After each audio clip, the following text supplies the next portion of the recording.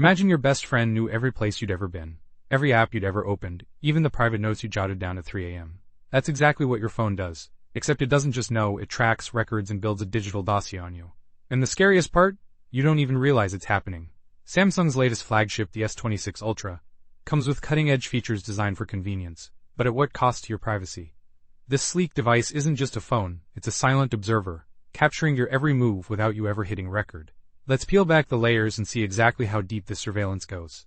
Samsung's S26 Ultra. Every swipe, every search, every moment of distraction becomes another data point in a vast invisible network. And while they call it personalization, we're seeing the darker side, how this system profits from our privacy, without ever asking for permission.